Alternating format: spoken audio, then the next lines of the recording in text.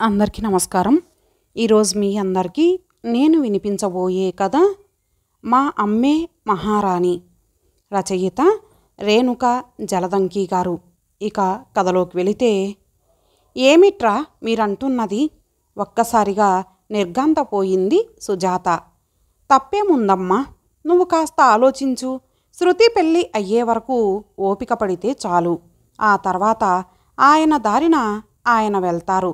ప్రణవ్ తల్లికి సర్ది చెబుతూ చాలా నెమ్మదైన స్వరంతో లాలనగా అన్నాడు. పెళ్లిలో 10 మందిలో ఇలాంటి విషయాలు చర్చకు రావడం మంచిది కాదమ్మా. రాజేష్ అమ్మగారు ఈ విషయమే అడిగారట. తండ్రి ఉండగా కన్యాదానం ఎవరో చేయడమేంటని శృతి తల్లిని అర్థం చేసుకోమన్నట్లుగా అంది. సుజాత మ్రాన్పడిపోయినట్లు కొడుకుని కూతుర్ని మార్చి చూడసాగింది.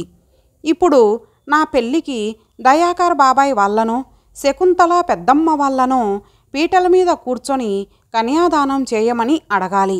వాళ్ళు మాత్రం ఎన్నిసార్లు మనల్ని అవమానించలేదు చెప్పు. అవన్నీ మనసులో పెట్టుకోకుండా మన అవసరం కోసం ఇప్పుడు అభిమానం చంపుకొని అడగడానికి సిద్ధపడ్డాం. అదేదో నాన్ననే పిలుద్దాం. 10 మందిలో మనకు కూడా గౌరవంగా ఉంటుంది. మెల్లని స్వరంతో చెప్తున్నప్పటికీ శృతి స్వరంలో ఓ తీర్మానం చేస్తున్న ధ్వని అయితే సుజాత చెవులను తాకింది. నన్ను ఆలోచించుకోనివ్వండి. దగ్గరగా ఉన్న కుర్చీ వైపు నడిచి భారంగా కుర్చీలో కూలబడింది. శృతి అన్నవైపు చూసింది. ప్రణవ్ చెల్లిని ఏమీ మాట్లాడవద్దన్నట్లుగా మౌనంగా కళ్ళతోనే వారించి గదిలో నుంచి బయటకు నడిచాడు. శృతి వెనకే నడిచింది. కొడుకుని కూతుర్ని వెనక నుండి చూస్తున్న సుజాత కళ్ళు తన ప్రమేయం లేకుండానే 23 ఏండ్ల వెనక్కి గతంలోకి తొంగి చూశాయి. గవర్నమెంట్ జాబ్ వదిలేస్తారా? 7 నెలల ప్రణవ్కు పాలు పడుతూ భర్త మాటలకు విస్తుపోయినట్లు చూసింది సుజాత. అవును, ఎన్నాళ్ళు చేసినా ఎదుగు బొదుగు లేని జీవితం. దీనిలోనే ఉంటే ఖర్చులకు కూడా వెతుక్కోవలసి వస్తుంది. అందుకే రిజైన్ చేస్తున్నాను, నిర్లక్ష్యంగా సమాధానం ఇచ్చాడు రాజారావు. ఖర్చులు తగ్గించుకుంటే సరి, ఆదాయానికి తగ్గట్లు ఖర్చులు ఉండాలి కానీ. సుజాత తనలో తనే గొనుగుతున్నట్లుగా అంది. ఆ సంగతి నాకు తెలియదులే. పిల్లాడికి పాలు, ఇంట్లో ఖర్చులు తగ్గించు చూద్దాం. రాజారావు అంతెత్తున ఎగిరాడు. ఇంట్లో ఖర్చులు ఎప్పుడూ ఉన్నవే. పని మనిషి లేకుండానే చేసుకుంటున్నాను. పసివాడి పాల ఖర్చు ఎక్కువ అనిపిస్తోందా మీకు? ఆదివారం ఫ్రెండ్స్తో పార్టీలు తిరుగుళ్ళు లేకపోతే ఎంతో తగ్గించినట్లే. ఎప్పుడూ అంతకు మించి పెద్దగా మాట్లాడటం అలవాటు లేదేమో. సుజాత స్వరం సన్నగా పలికింది. నువ్వు అమ్మగారింటి దగ్గర నుంచి తెచ్చిన మణిమాణిక్యాలేమీ నేను జల్సా చేయడం లేదు. అసలు నీకు ఇవన్నీ అనవసరం. సంపాదించి తెచ్చేవాడికి తెలుస్తుంది ఆ బాధలేంటో పెద్దగా అరిచాడు. అనవసరం అనే కదా విషయం ఎవరో చెప్పేదాకా నాకు తెలియనివ్వలేదు. సుజాత నోటిలోనే సనిగింది. ఆమె స్వరం అంతకు మించి ఎప్పుడూ పెరగదు. తరతరాలుగా స్త్రీలు ఈ స్వరంలోనే మాట్లాడాలని తీర్మానించినట్లుగా ఆమె ఎప్పుడూ అదే స్వరంతో మాట్లాడుతుంది. అయితే ఏమంటావిప్పుడు? సరే, నేను ఇంట్లో కూర్చుంటాను. వెళ్ళి సంపాదించుకొనిరా తెలుస్తుంది. అంతెత్తున ఎగురుతున్న భర్తను చూసి, దానికి పై చదువులు ఎందుకే? పెళ్లి చేసి పంపిస్తే మొగుడు సంపాదించి పెడతాడు. తన తల్లితో అంటున్న తండ్రి మాటలు జ్ఞాపకం వచ్చాయి. ఆమె మౌనంగా ఉండిపోయింది. ఇంతకుముందు ఎన్ని వ్యాపారాలు చేసినా ఉద్యోగం వదిలిపెట్టకుండా చేశాడు. ఆశతో ఏదో ఒక వ్యాపారం చేయాలని దిగడం, అందులో చేతులు కాలిన తర్వాత వెనక్కి రావడం అతనికి మామూలే. ఎన్నోసార్లు నచ్చ చెప్పాలని చూసినా వినేవాడు కాదు. కానీ ఇప్పుడు ఏకంగా ఉద్యోగానికి రిజైన్ చేయాలని చూడటం సుజాతకు నచ్చలేదు. కానీ చేయగలిగిందేమీ లేక ఊరుకుంది. రాజారావు ఉద్యోగానికి రిజైన్ చేసి సుజాత నగలన్నీ అమ్మేసి స్నేహితుడితో రొయ్యల మేత వ్యాపారంలో భాగస్థుడుగా చేరాడు. బాబుకు 10వ నెల వచ్చేసరికి సుజాతకు రెండవ బిడ్డ కడుపునబడింది. బాబుతో వేవిళ్లతో సతమతమవుతూ ఉందే కాని తల్లి పిలిచినా పుట్టింటికి వెళ్ళలేదు. తను ఇంట్లో లేకపోతే భర్త ఆ కాస్త ఇంటి పట్టున ఉండటం కూడా పోతుందని, కష్టమైనా ఎలాగోలా చేసుకుంటానని, 9వ నెలలో కాన్పుకి వస్తానని తల్లికి నచ్చజెప్పి పంపించింది. బాబుకి పాలపొడి అయిపోయిందండి. చికెన్ పకోడీ తెచ్చుకొని బ్రాందీలో నంజుకుంటూ తింటున్న భర్తను అడిగింది. సంవత్సరం పిల్లాడికి అన్నం పెట్టవచ్చు కదా, పాలు ఎందుకు? అమ్మకు ఫోన్ చేస్తే కూడా అదే అంది అన్నాడు. పని చేసుకోలేకపోతున్నాను. రేపు అమ్మ వస్తానంది. నేను మా ఊరు వెళ్తాను. అక్కడికి వెళ్ళి కూర్చొని తింటే ఆపరేషన్ చేసి బిడ్డను తీయవలసి వస్తుందంట. కనే వరకు పనులు చేసుకుంటూ ఉంటే సులభంగా కాన్పవుతుందని అమ్మ చెప్పింది. 9వ నెల వచ్చిన తర్వాత వెళ్ళవచ్చులే గట్టిగా అనేసి అంతకు మించి మాట్లాడవలసినది ఏమీ లేనట్లుగా తన పనిలో తాను మునిగిపోయాడు. సుజాతకు 9 నెలలు నిండుతాయనగా పుట్టింటికి వెళ్ళింది. శృతి పుట్టిన తర్వాత 10 రోజులు మాత్రమే విశ్రాంతి తీసుకొని స్నేహితురాలి ఇంటికి వెళ్ళి జాకెట్లు కుట్టడం నేర్చుకోసాగింది. ఓ నెల రోజులు కూడా గడవకుండానే తల్లితో కలిసి వచ్చిన రాజారావు సుజాతని తీసుకువచ్చి దిగబెట్టమని అత్తగారికి చెప్పి వెళ్ళిపోయాడు.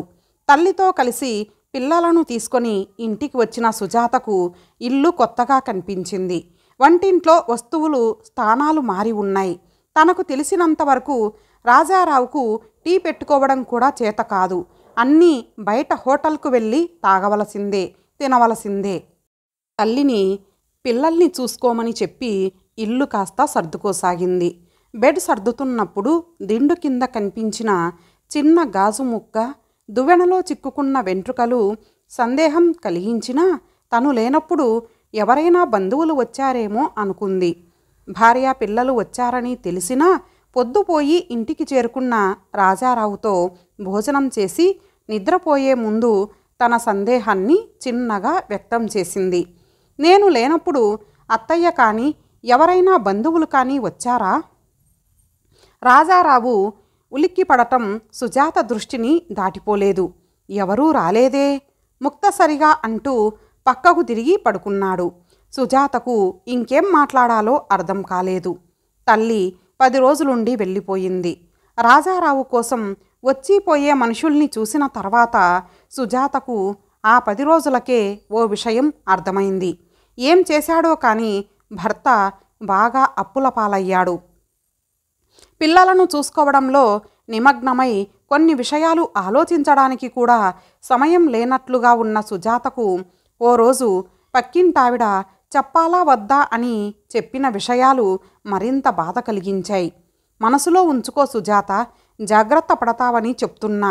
నువ్వు లేనప్పుడు మీ ఆయన ఓ ఆవిడను ఇంటికి తీసుకొని వచ్చాడు. పెద్దమ్మ కూతురని చెప్పాడు. 4 రోజులకు మాకు వారి వాలకం తేడాగా అనిపించి మా ఇళ్ల మధ్య ఇలాంటి పనులు చేస్తే మర్యాదగా ఉండదని హెచ్చరించాం. నువ్వు వచ్చే 4 రోజుల ముందే ఆమె వెళ్ళిపోయింది. తగాదా పెట్టుకోకు, కానీ జాగ్రత్త పడు. సుజాత పిల్లలకు అన్నం పెట్టి పాపకు పాలిచ్చి నిద్రపుచ్చిందే కానీ స్థిమితంగా ఉండలేకపోయింది. ఏదో మనసును కలచివేస్తున్నట్లుగా బాధ, కోపము, తన మీద తనకే జాలి కలగా పులగమై ఆమెను ఆకలికి నిద్రకు దూరం చేశాయి. భర్తను అడిగితే ఎంత నిర్లక్ష్యంగా సమాధానం ఇస్తాడో తెలుసు, కానీ అడగాలి. ఏమని అడగాలి ఆలోచిస్తోంది. అనాలనుకున్న మాటలు వల్లె వేసుకుంటోంది. ఎందుకు భయపడాలి? తప్పు చేసిన వారు భయపడాలి. తనకేం భయం? కానీ ఆమెకు అలా అతన్ని నిలదీసే అవకాశమే ఇవ్వలేదు. పక్కింటి రుక్మిణి పరుగు పరుగున ఆందోళనగా వచ్చి చెవిలో వేసిన మాట ఆమె గుండెను బద్దలు చేసింది.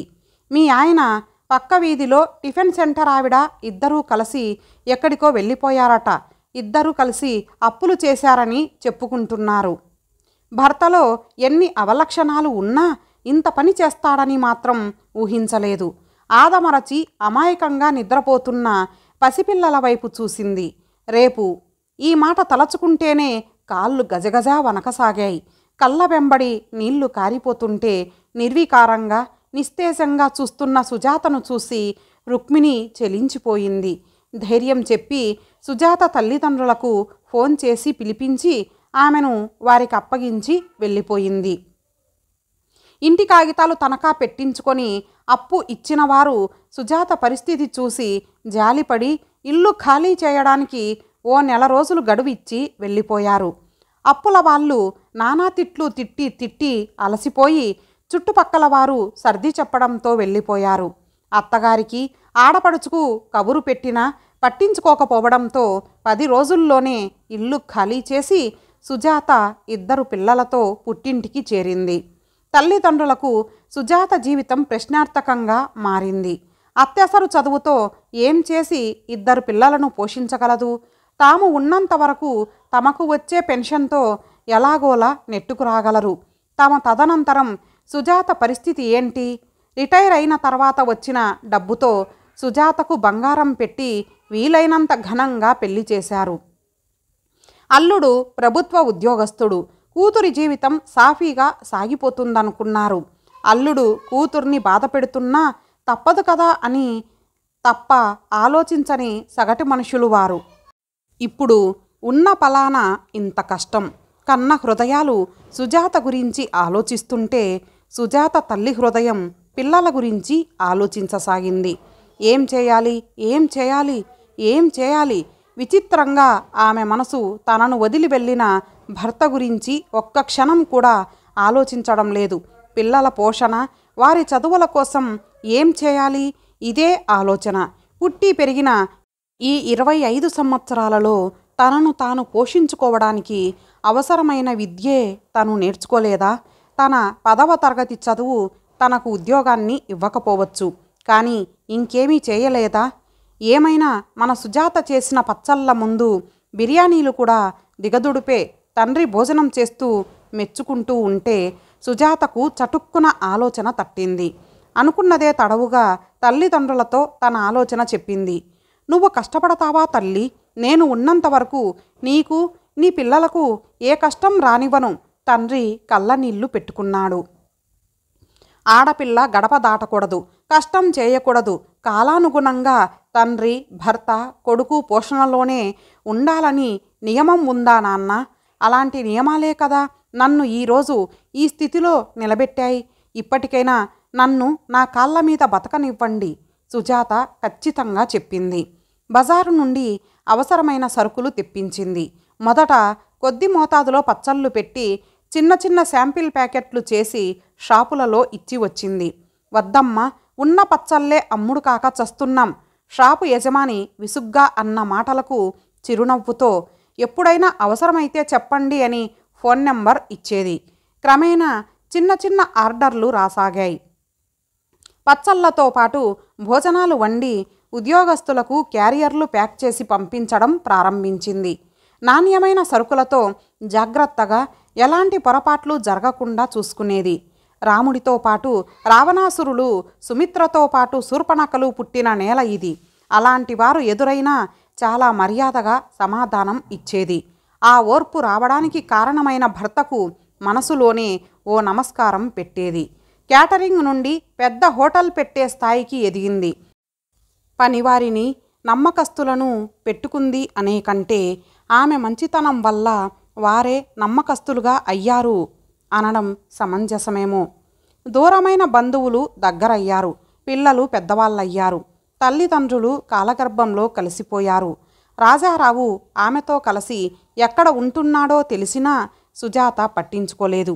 ఎవరైనా చెప్పేందుకు ప్రయత్నం చేసినా అతని ప్రస్తావన వద్దని నిష్కర్షగా చెప్పేది. ప్రణవ్, శృతి ఇద్దరూ చదువులో తెలివిగలవారే. చదువులు పూర్తి కావడంతోనే ఉద్యోగంలో చేరారు. శృతి తన ఆఫీసులో పనిచేసే కొలీగ్ రాజేష్ ప్రపోజ్ చేశాడని చెప్పడంతో వారితో మాట్లాడింది. వియ్యంకుల వారితో రాజారావు విషయం కూడా చెప్పింది. పెళ్లికి ముహూర్తాలు కూడా పెట్టుకున్నారు. పూజారి కన్యాదానం ఎవరు చేస్తున్నారు అని అడగడంతో వచ్చిన సమస్య ఇది. ప్రణవ్, శృతి తమ తండ్రిని తీసుకువచ్చి కన్యాదానం చేయిస్తే శృతి అత్తగారి తరపు బంధువులలో ఎలాంటి చిన్నతనం ఉండదు కదా అని ఆలోచిస్తున్నారు. సుజాత ఇంటిలో శృతికి కాబోయే అత్తమామలు సుజాత మేనమామ కొడుకు దయాకర్ దంపతులు, పెద్దమ్మ కూతురు శకుంతల దంపతులు ఆసీనులై ఉన్నారు. ఇదంతా అమ్మకు మతి ఉండే చేస్తుందా అన్నయ్య? ఏదైనా మాట్లాడుకొని మనమే తేల్చుకోవాలి కానీ వీళ్ళందర్నీ ఎందుకు పిలిచినట్టు? శృతి వంటింట్లో కాఫీ కప్పులలో పోస్తూ పాతపడింది. చూద్దాం అసలు వారిని ఎందుకు పిలిచిందో ప్రణవ్ సాలోచనగా అన్నాడు. నా భర్త నన్ను వదిలేసి వెళ్ళిన విషయం మీ అందరికీ తెలుసు. ఇన్నాళ్లుగా ఆ మనిషి సహకారం లేకుండానే నేను నా పిల్లలను పోషించాను, చదివించాను. ఎప్పుడూ కూడా అతని అవసరం నాకు వస్తుందని అనుకోలేదు. ఇప్పుడు ఇన్నేళ్లకు కన్యాదానం పేరుతో అతని అవసరం నాకు ఉందని చెప్తున్న నా పిల్లల అమాయకత్వానికి నాకు నవ్వు వస్తోంది. కాస్త బాధగా కూడా ఉంది. అందుకే మీతోనే మాట్లాడాలని పిలిపించాను. నడక కూడా సరిగా రాని పసికందుల్ని అమాయకంగా తనను నమ్మి పుట్టింటి వారిచ్చిన ఆస్తిని, బంగారాన్ని ఆయన చేతిలో పెట్టిన నన్ను నిలవ నీడ కూడా లేకుండా చేసిపోయిన అతనికి తండ్రి హోదాలో కన్యాదానం చేసే అర్హత ఉందంటారా? అది కాదు సుజాత, భార్యాభర్తలిద్దరూ పీటల మీద కూర్చొని కన్యాదానం చేయడం మన సంప్రదాయం దయాకర్ చెప్పబోయాడు. ఆ భార్యాభర్తలిద్దరూ కలిసి పిల్లల్ని పెంచి పోషించడం సంప్రదాయం కాదా? తన బాధ్యతను తను సక్రమంగా నిర్వహించని వ్యక్తికి ఈ హోదా ఇవ్వడం అవసరమా? సంప్రదాయం కోసం మనసు చంపుకొని అతని పక్కన కూర్చొని కన్యాదానం చేయాలా? నువ్వు ఇంత బాధపడతావని అనుకోలేదమ్మా. దయాకర్ బాబాయో శకుంతల పెద్దమ్మో చేస్తారు, వదిలేయ్. ప్రణవ్ అడ్డు వచ్చాడు. అంటే నాకు కన్యాదానం చేసే అర్హత లేదా? అర్హత లేని ఆ వ్యక్తి పక్కన కూర్చుంటేనే ఆ అర్హత వస్తుందా? అందరి వైపు సూటిగా చూసింది. నువ్వు ఒక్కదానివే పీటల మీద కూర్చొని కన్యాదానం చేస్తావా? శకుంతల నివ్వెరపోయింది. అవును. సుజాత ముఖంలో నిశ్చయం కనిపించింది. నేను ఒక్కదాన్నే పిల్లల్ని పోషించినప్పుడు లేని అభ్యంతరం నేను ఒక్కదాన్నే కన్యాదానం చేయడానికి ఎందుకు? తల్లి తండ్రి అవసరమైన ప్రతి కార్యంలో నేను ఒక్కదాన్నే చేస్తాను. మీరు మీ అభిప్రాయం చెప్పండి. అలా వీలు కాని పక్షంలో పిల్లలు ఎటు ఇష్టపడ్డారు కాబట్టి రిజిస్టర్ మ్యారేజ్ చేద్దాం. ఆలోచించుకొని చెప్పండి. మర్యాదగానే అయినప్పటికీ ఖచ్చితంగా చెప్పింది. 50 ఏళ్ల తల్లిని ఆమె మాటలలోని సత్యాన్ని నిశితంగా అప్పుడే గమనిస్తున్నట్లుగా చూస్తోంది శృతి. తను ఇలా ఎందుకు ఆలోచించలేకపోయింది? ఎవరో ఏదో అనుకుంటారనో, అత్తగారి తరపు వారు ఏమైనా అనుకుంటారేమో, కాబోయే భర్త చులకన చేస్తాడేమో అని ఎందుకనుకుంది? 10వ తరగతి చదివిన తల్లికి ఉన్న జ్ఞానం తనకు లేకపోయిందా? ఆమె దృష్టి గోడ మీద ఓ పద్ధతి ప్రకారం తగిలించబడి ఉన్న ఫోటోలపై పడింది. తను పెద్ద మనిషి అయినప్పుడు అక్షింతలు వేస్తున్న తల్లి, స్కూల్ ఫస్ట్ వచ్చినందుకు తనతో పాటు బహుమతి అందుకుంటున్న తల్లి, తను గ్రాడ్యుయేషన్ పట్టా తీసుకుంటున్నప్పుడు పక్కనే నిలుచొని గర్వంగా చూస్తున్న తల్లి, అంతటా తానై ఉన్న తల్లి, రేపు పెళ్లిలో కూడా అంతా తానే అయి ఉంటుంది. అది ఇష్టమైతేనే ముందుకు వస్తారు పెళ్లివారు, లేకపోతే లేదు. ఎవరు అవునన్నా కాదన్నా మా అమ్మే మహారాణి. శృతి మనసులో గట్టి నిశ్చయం. అప్పటి వరకు మబ్బుల చాటున దాక్కున్న సూర్యుడు బయటకు రావడంతో వెలుగురేఖలు జగమంతా పరచుకున్నాయి. అజ్ఞానం అనే అంధకారంలో నుంచి అప్పుడే బయటకు వస్తున్నందువల్లేమో శృతి కళ్ళలో ఆ వెలుగురేఖలు పడి ఓ మెరుపు మెరిసింది. ఆ మెరుపుతో పాటు ఆమె కళ్ళలో సన్నగా నీటి జీర. కూతురి కళ్ళలో ఆ మెరుపును స్పష్టంగా చూసిన సుజాత కళ్ళలో తన కష్టం ఫలించిన చమరింపు. ఇంతటితో ఈ కథ సమాప్తం. మరలా మరొక మంచి కథతో కలుద్దాం. అంతవరకు సెలవు. నమస్తే.